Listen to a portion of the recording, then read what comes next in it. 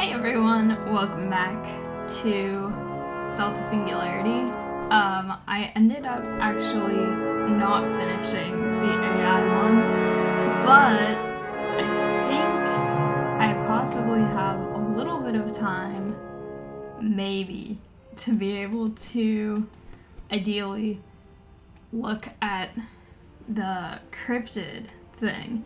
It still says it's 3 days and 17 hours, so I don't know what exactly is making this mini. But I'm excited. There's a howling in the wind, a scratching at the door, a strange presence you can't quite place. Shadows dash by in the corner of your eye, disappearing when you look closer. What horrors can emerge from the human imagination? Oh, this looks really cool. I'm really interested to see what the units are. The torches are kind of fun.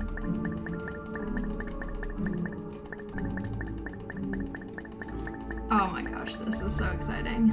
I love this. I can't wait.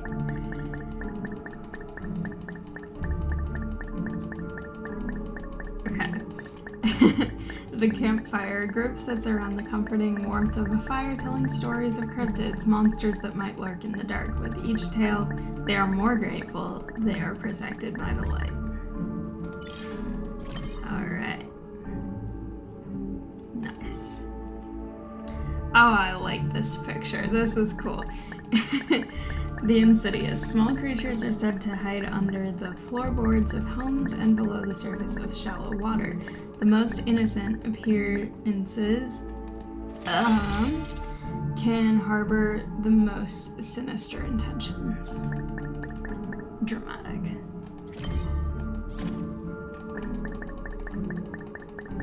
Also, I think it's kind of interesting how this one, it seems as though the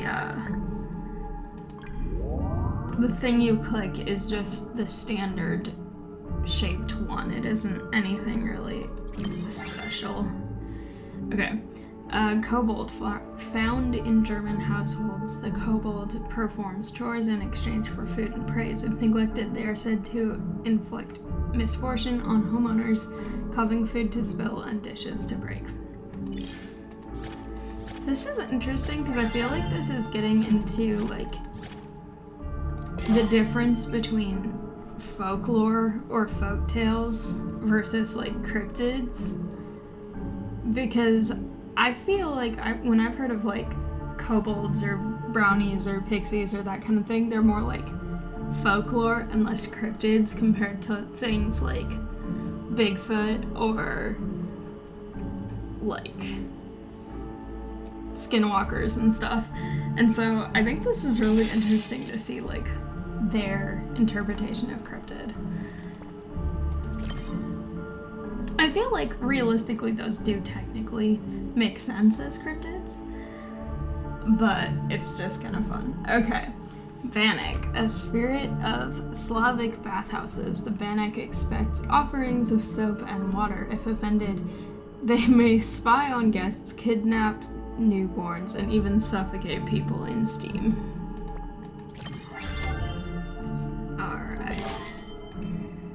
Kappa, lurking in Japanese rivers and ponds. Kappas are short, turtle-like creatures that are known to attack humans and drag them underwater. The critter can be pacified by an offering of their favorite vegetable, the cucumber. That's kind of fun. I like that. Also, it's fun how there's little flames coming out of this. I like that. Okay. Let's see. I can collect these, which means I can do this. Also, I think I might end up taking this computer with me when I leave today, because this seems really cool and I really want to keep learn about this. And also try and figure out what it means by mini. But this is so interesting.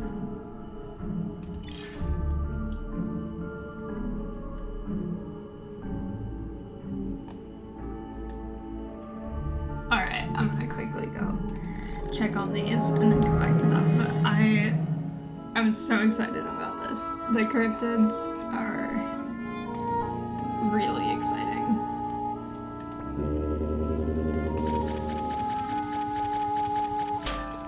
Perfect. Yay!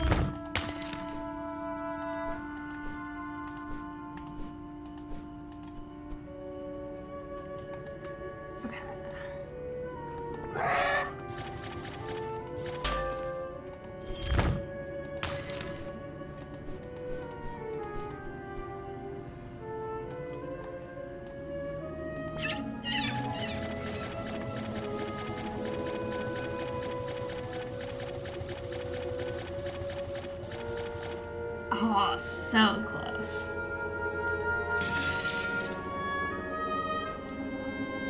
I just need one more. No.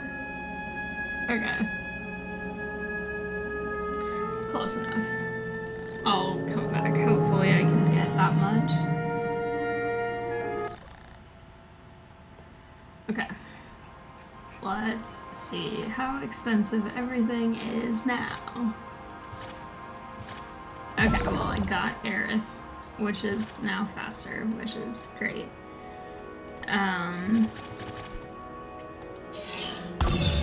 Yay, now that one's faster too. Perfect. Very good. I approve.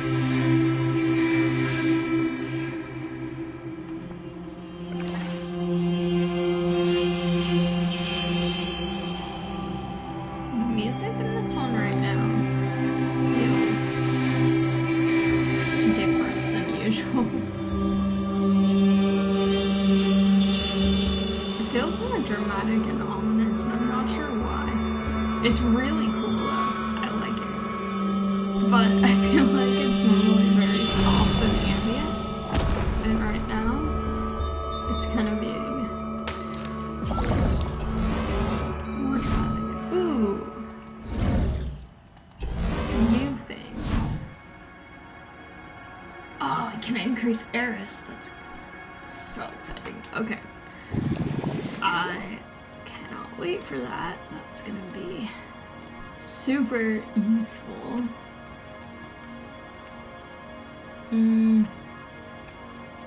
Okay.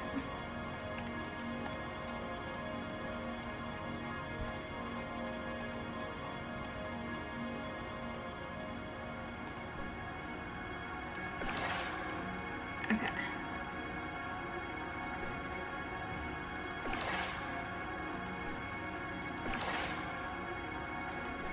Okay, so orbital inclination. Eris wasn't discovered until the early 21st century because its orbit doesn't follow the same plane as most planets in the solar system.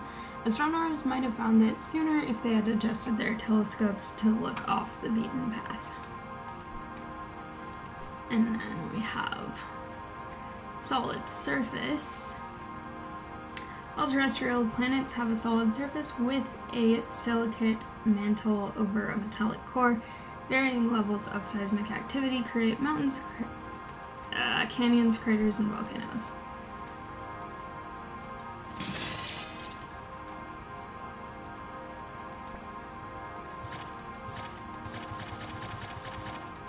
Okay.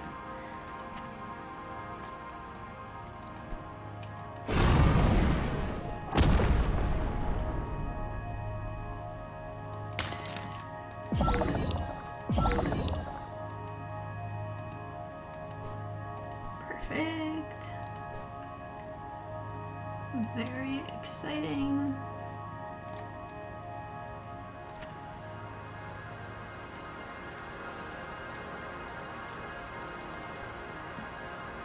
Yes. Okay. Back to cryptids again. I'm so excited. This one is really cool.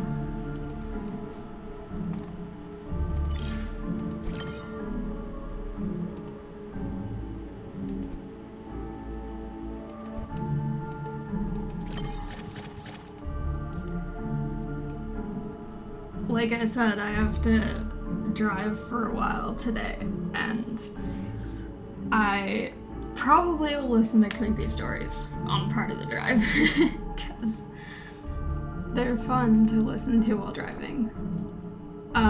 Also, mermaid is one of the ones that I think is interesting that they're classifying it as a cryptid.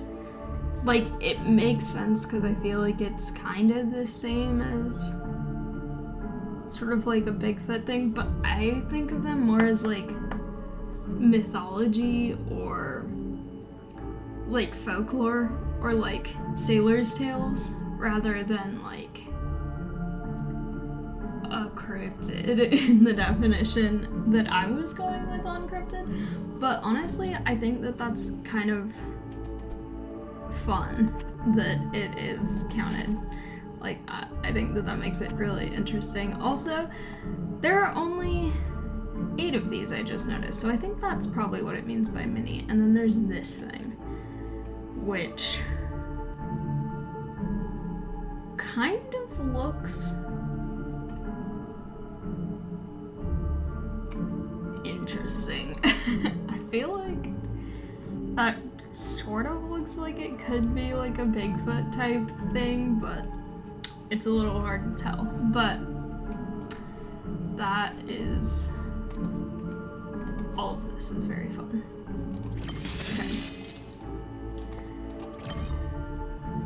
Baba Yaga, a child with thoughts of running away should beware. The stories of Baba Yaga, an elderly ogress from Slavic cultures whose house stands atop giant chicken legs. The Baba Yaga is said to kidnap, cook, and eat children. That seems a little bit more cryptid-y compared to a mermaid in my mind, but I feel like it kind of makes sense for all of them once I see them like this. But if I was asked just casually, is this like folklore or a cryptid, for several of these I would say it's more of like a folktale, folklore type creature rather than a cryptid. Because I feel like in most contexts, cryptid kind of has a connotation, at least how I've seen it used, of being mysterious but also somewhat elusive, but also typically either a complete mystery about intentions or known to be hostile. If mermaid was written as siren, which I feel like it's kind of, the definition of this is sounding a little bit more like siren than mermaid, I would say that would be more in the definition of cryptid the way that I think about it. But as just like mermaid, it doesn't feel as cryptidy. But oh well.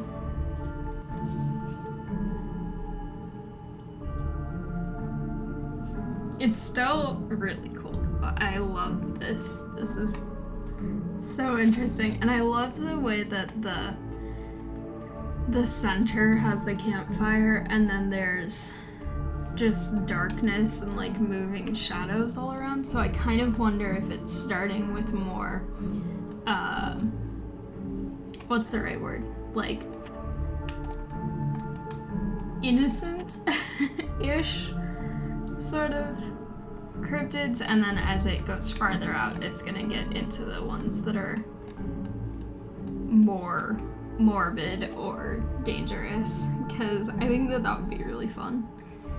I hope so. It seems like it is, because it's going from like creatures that are innocent on the surface but then become sinister, versus this one, which I realized I didn't read. The uncanny, some beings disturb and manipulate their victims with a human-like appearance. Those beings embody the fear of an unrecognizable reality. So it's going from like seemingly innocent but could be hostile to now, like, these are just unsettling, which I think is kind of an interesting way of dividing it up, but I think that it makes a lot of sense for this one. Also, this is such an interesting depiction of a kappa. I feel like other pictures that I've seen of it seem so much more malicious. And this one just looks like it's casually waving and excited.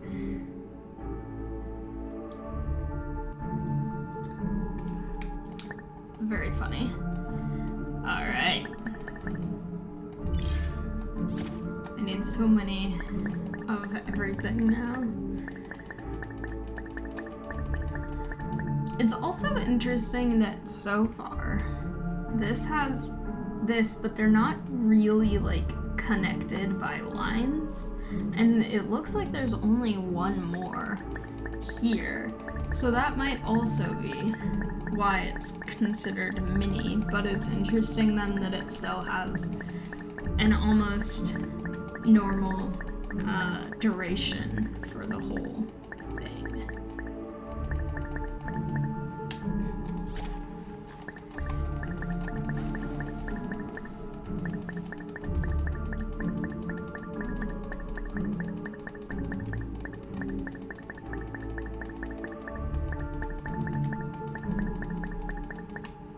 This is almost gonna be done, so then hopefully I can earn enough to get various things.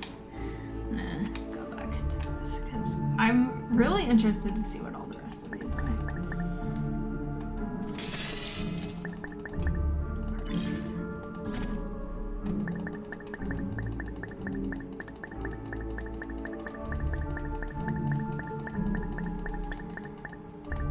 Also, I'm trying to figure out what cryptid is the thing in the picture of the uncanny, because it kind of looks like just a generic werewolf type creature, but I don't know if it's supposed to be some really specific one, or if it's just generally werewolves are cryptids. I don't know. Also,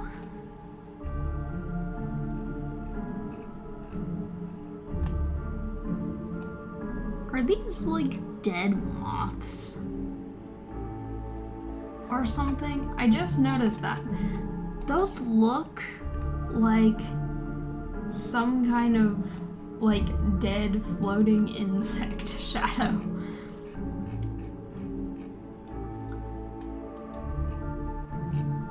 And I think there's more here. Yeah. What the heck is with the dead insect shadows? That also looks like something with like legs and an arm and like a tail. And that also looks like a hand reaching. Some of these look like branches, and some of these really do not look like just branches. But honestly, I kind of love that also. I don't want them to actually purchase things.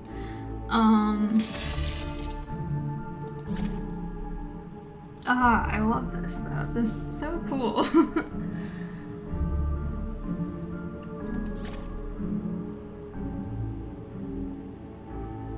Also, there's another like children's story character that I'm getting confused with Baba Yaga right now, because I feel like it's from a similar region of the world, which I might be totally wrong on that. And I'm trying to remember who the heck this person is, because it's someone that I know I've heard stories about when I was little, and I cannot remember what it is right now. Oh, I think it's Strega Nona, which is, I'm not sure if that's from the same place as Baba Yaga, but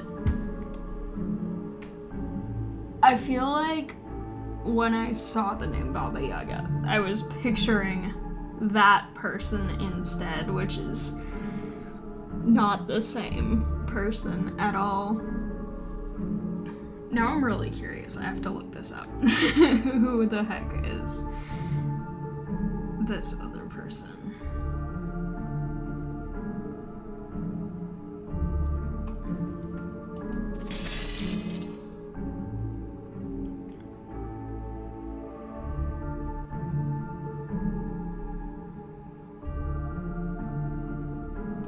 Okay, so Strega Nona is a grandma witch, apparently, who has a magical pasta pot.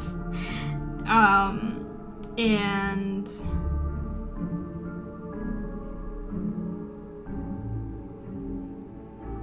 okay.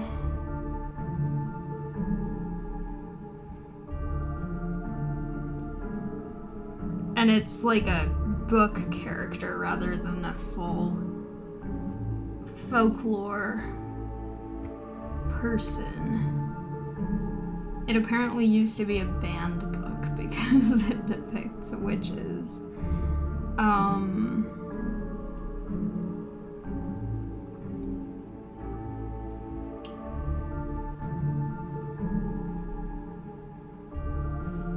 And apparently the story is set in Italy, so not quite the same as Baba Yaga. Very different, actually, but for some reason, when I saw the name, I was picturing the pasta one. But I feel like I've also seen... I feel like I had a book that I read around the same time as Strega Nona that was something to do with Baba Yaga, but it was not as, like, threatening as it sounds like that story is used in the actual culture where it's from. Because this sounds like it's saying if you try to run away, you're gonna get kidnapped and eaten. And I think the one that I saw was just, not that it was like totally innocent, but more like, I don't remember what book this was, so I don't know, but I feel like I didn't have that same sense of fear about that character, but I do feel like I read something where it was part of it. My mom was a preschool teacher, so we have a ton of kids' books from various places, so I'm sure it's from one of those, but anyway, mermaid. Sea creatures with the upper bodies of women and the lower halves of fish appear around the world. Mermaids lure unsuspecting sailors with their beauty and singing, ambushing and devouring them the moment they dive into the sea.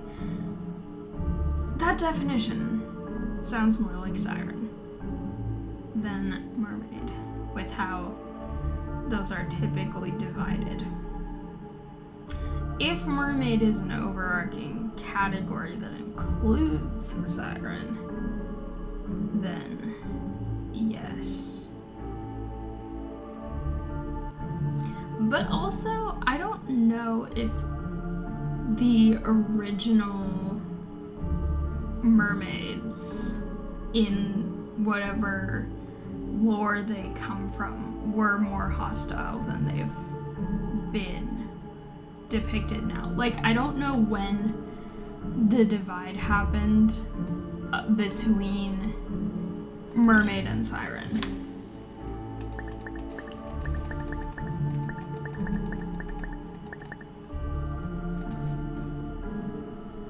I mean, I know sirens are kind of from ancient Greek mythology, but I don't know if that's when there became this, like, evil version of a mermaid, or whether mermaids in the original lore and not, like, romanticized depictions of them modernly are more violent. I have no idea.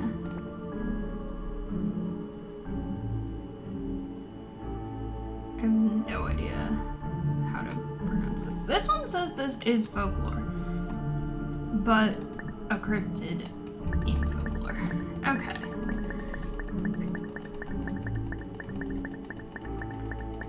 Now this is making me wonder if all folklore creatures are technically counted as cryptids under the definition. I don't know why, for some reason I also had a connotation of cryptids are kind of like more modern myths, and so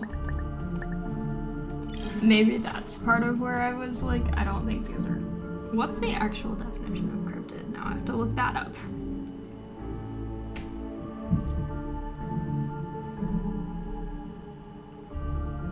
I've never looked up the definition of this. I've only learned it from context. Okay, so according to the Oxford Dictionary, a cryptid is a noun, an animal whose existence or survival is disputed or unsubstantiated, such as the Yeti or Bigfoot.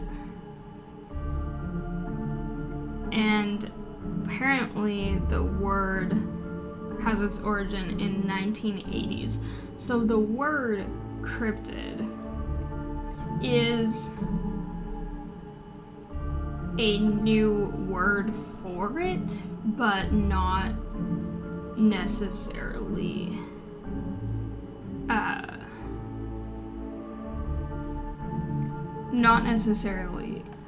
referring only to new creatures.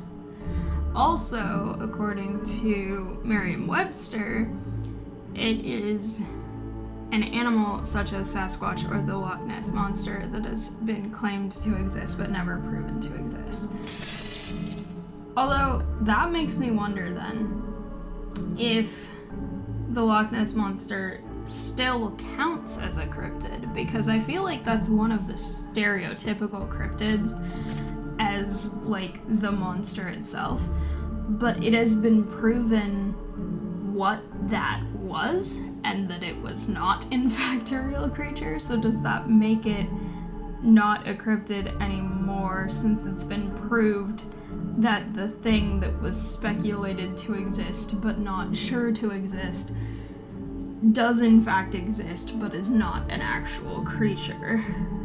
Because that would be interesting to see if that changes whether a cryptid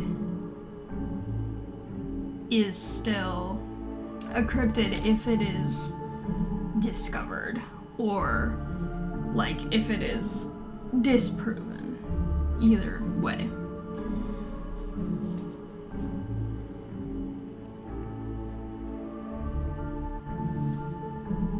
Which then makes it interesting if Nessie is gonna show up in this, because does that still count as a cryptid under this game's definition of it? Because I feel like that's one of the stereotypical ones when you think about what they thought it was before it was found out that it was just like a person pranking people by putting a thing in the lake. But I don't know. It's interesting.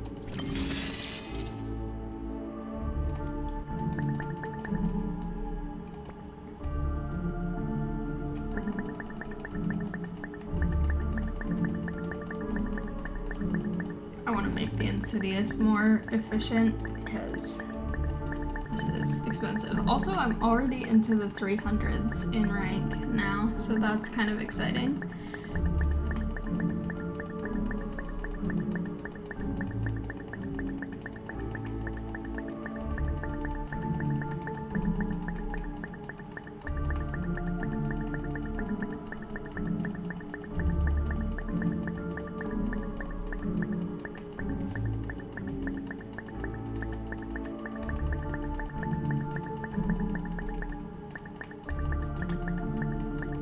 Also, it's interesting that Baba Yaga is in this,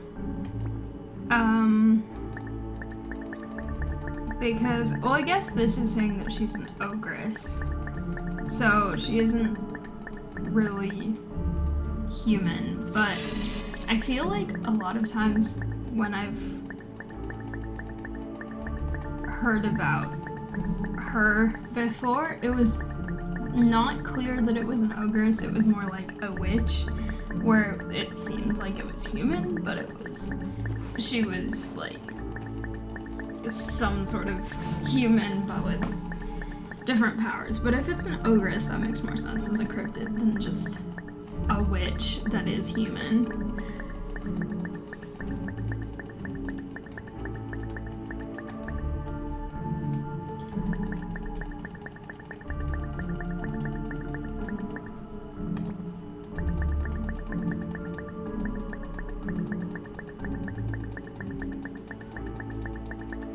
Can take on the form of insects. Is that why there are dead insects around?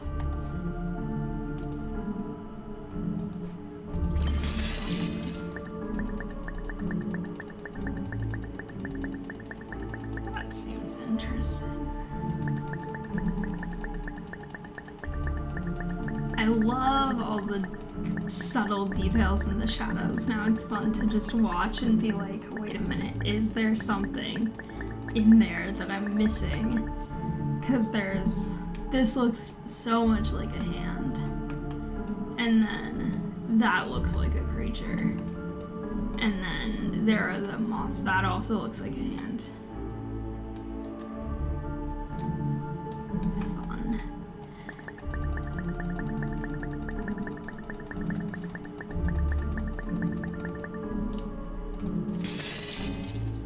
Alright, I'm getting so close to being able to get this next one.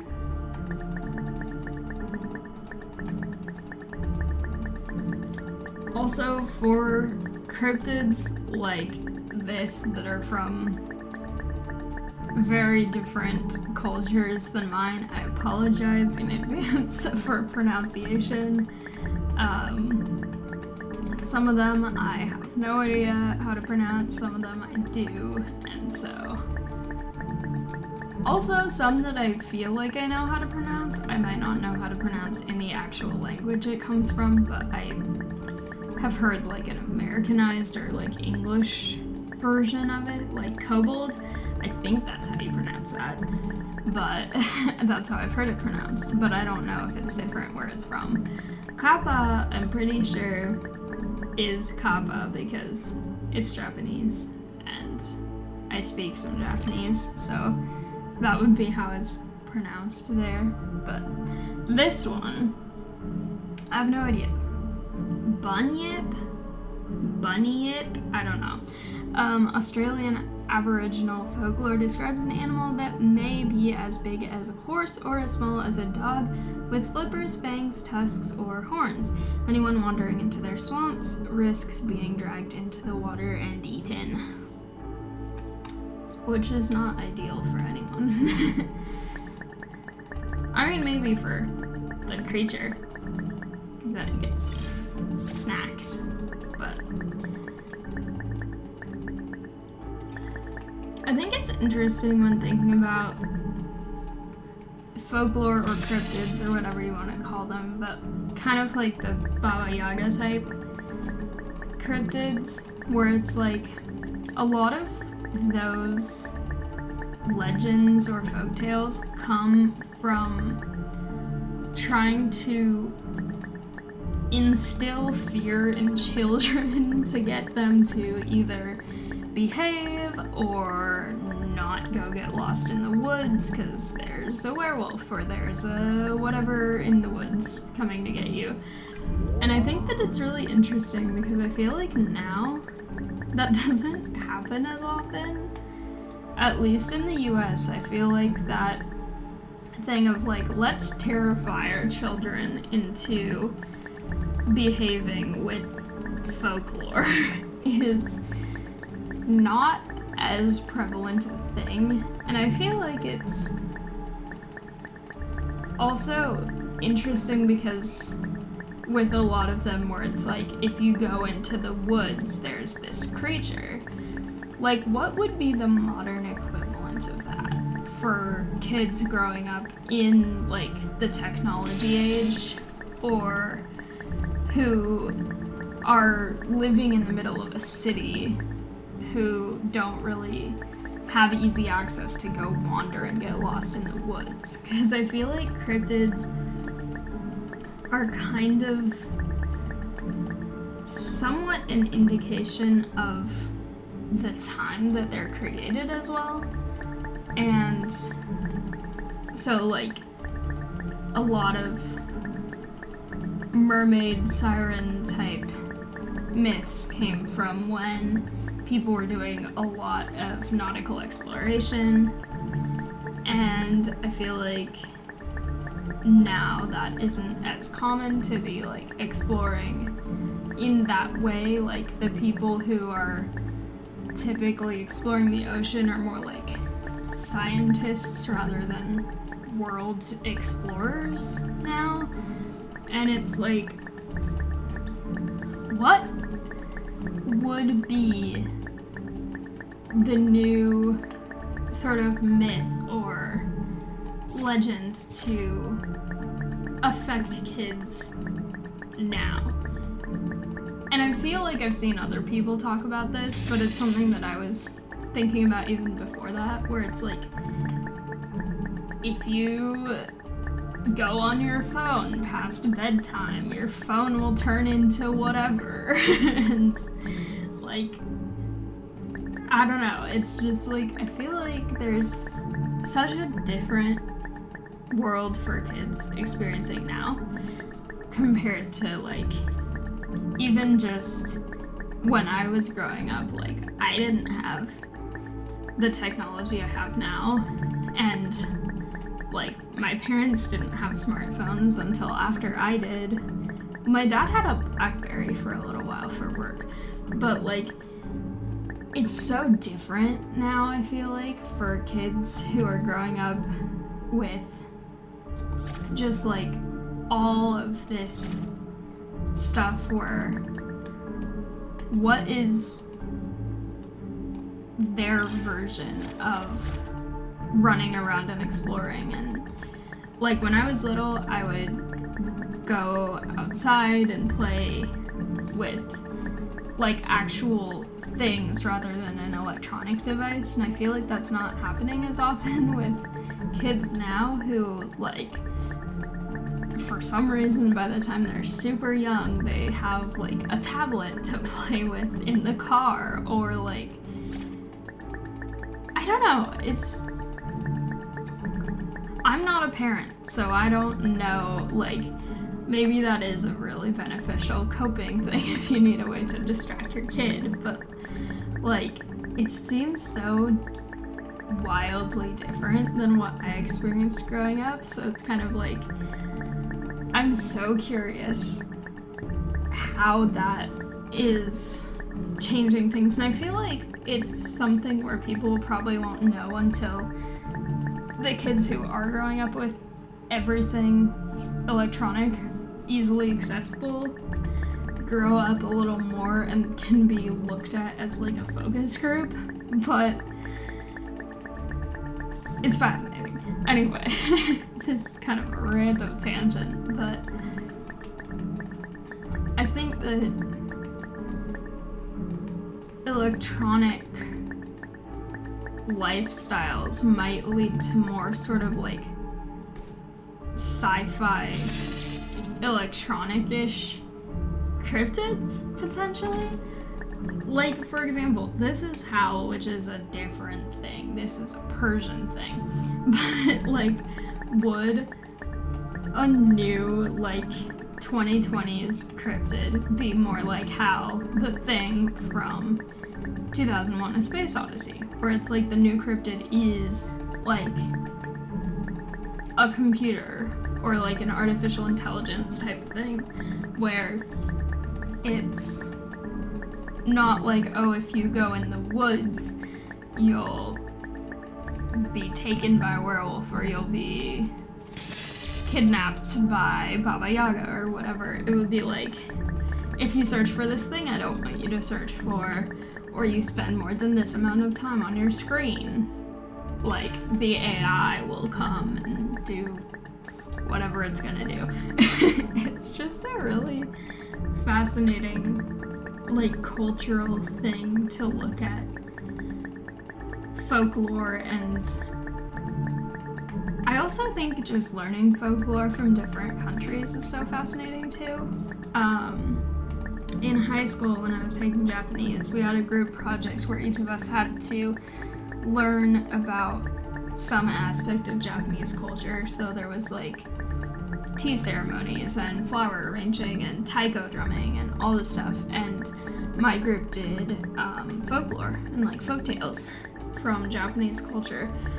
And it's really fascinating because if you compare that to Western folk tales, there are some sort of similarities.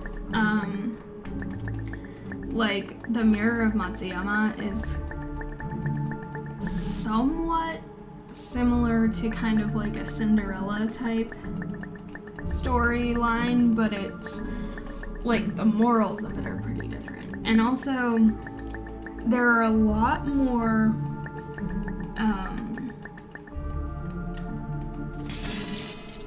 I feel like in Western folktales there's like villains in a way that isn't as prevalent in Japanese folktales. Like, there aren't like evil queens or like things like that. A lot of them are very, at least the ones that we saw. I don't know every Japanese folktale, but they are a lot more like animal-centric also, with both the characters and the sort of morals relate to like protecting nature or like respecting animals in a lot of the stories, which is kind of fun. The Tale of Two Frogs is a really, really funny one. But it's really interesting because their folktales don't typically have the black and white, like, good and evil as much as some Western ones do. And it's just so fascinating learning about cultures through their stories, which I feel like is kind of interesting growing up in a culture and learning stories from that culture, because you don't think of it as like, oh, this is sort of a little bit like history or like a reflection of this culture in the past when this was written. But it is, and it's so interesting to look at that when you're not just a kid listening to an interesting story and be like, huh, so this is what this story was. And honestly, it's a little morbid what some kids' stories are in Western culture, and like how they were designed, like, let's terrify our kids into doing what we want. But at the same time, it is also like, that's kind of, it seems like how parents knew how to get their kids to do whatever they needed their kids to do. And if they had to tell their kids, like, oh, there's a werewolf if you go out in the woods, versus like, oh, if you, I finished it. versus like, oh, don't go in there because it's dangerous and you could get lost. Like, making them scared of an actual monster would maybe be more effective. I don't know. Anyway, all shapes and sizes. Asterisms are groups of stars that are part of a constellation but have their own identifiable shapes. They include the Pleiades, the Big and Little Dipper, and Orion's Belt. I've never thought of Orion's Belt as an asterism. I've thought of it as the way you look at Orion to find the total constellation. That's interesting that some people see it just as the belt. I mean, it makes sense though. I'm surprised they didn't say the Summer Triangle, because I feel like that's one of the really big asterisms that people talk about that is very much known to just be an asterism and not a constellation.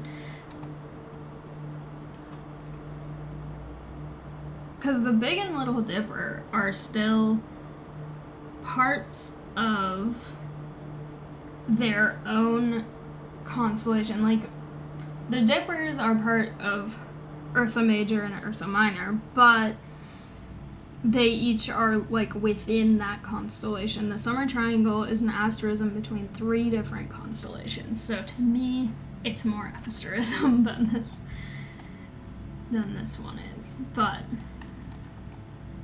interesting. I feel like I got a new one here, but I also don't think so. I'm not sure. Anyway, I think I got some of one, but not enough to actually do much with it. Everything's expensive. That's okay. I'll save for more things for later.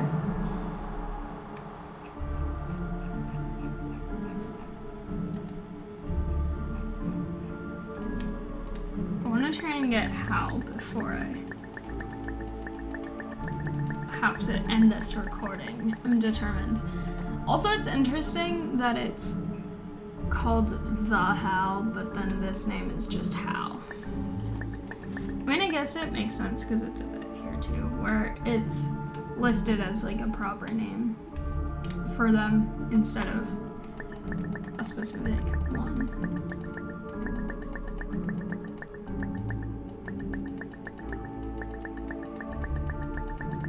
Also, this is interesting grammatically too, because it says they are demons, and so the Hal is like the type of creature it is, rather than a name.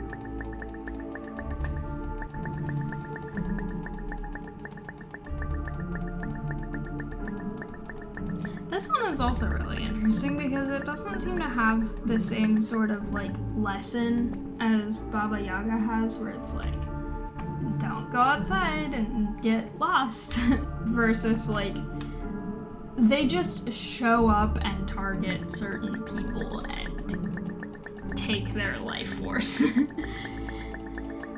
How many of these have actual, like, moral lessons? Okay, Cobalt's kind of. Like, you have to take care of it and appreciate it. This one, don't wander into swamps. Good option.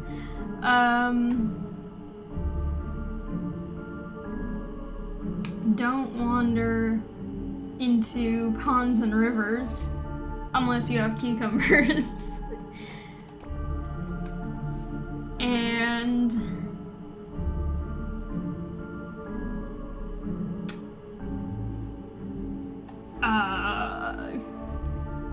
respect the spirit of the bathhouse and give offerings.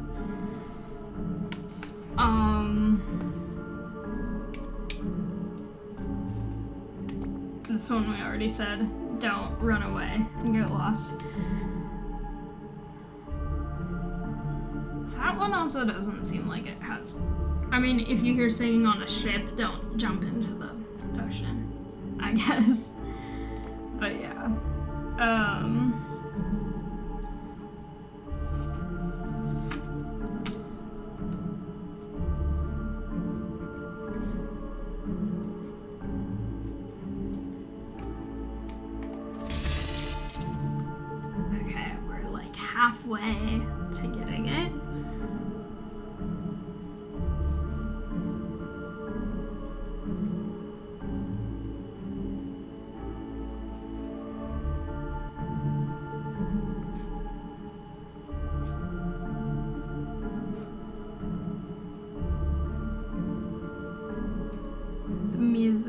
this one is really fun.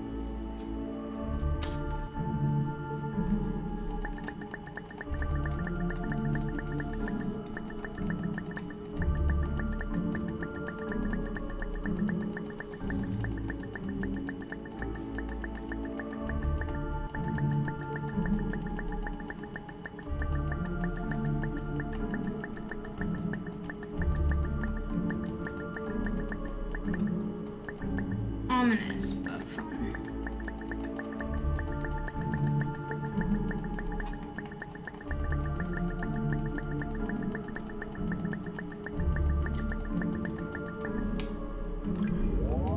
Alright. I love getting these little guys. They're so satisfying.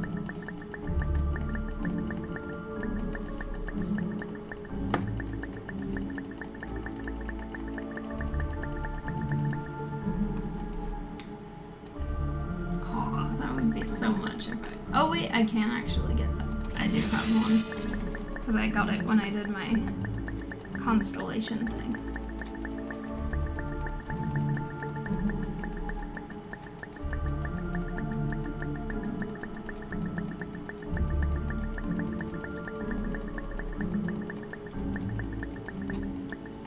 Alright, I'm so close to getting the next one, which is very exciting.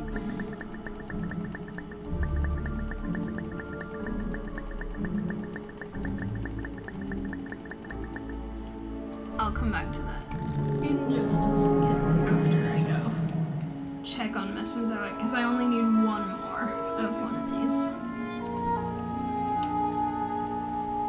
Ah, no. So close, but not quite.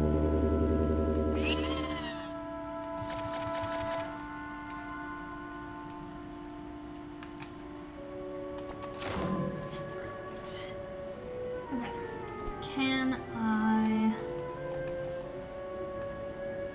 Nope. I can do this though.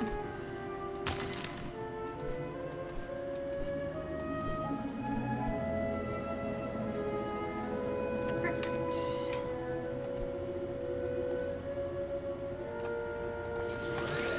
So many expensive everythings. The cryptids one is so cool though. I definitely have to play more of this. I'm bringing my computer with me when I go. I don't know how much time I'll actually have to do it because I have internship work and homework and everything, but I cannot wait. I want to keep doing cryptid things. They look so cool. I'm also really curious what the one here will be after the uncanny. Because like I said, it seems like it's going in kind of order of how much you should fear them, which makes perfect sense for this topic. But I'm excited to learn what that would be after uncanny. Also, I used the term Uncanny Valley to talk about this event in the last recording I did, where I was saying, like, I want to play that so much, and I was talking about cryptids and how they're interesting, and I said Uncanny Valley about something because it is definitely, like, very closely related to cryptids, in my opinion, because I feel like a lot of cryptids fall into the definition of what Uncanny Valley is. And actually, all three of these theoretically could. Mermaid, I feel like a little less. I feel like mermaids out of these are the most sort of romanticized as, like, not as uncanny and more like mythical and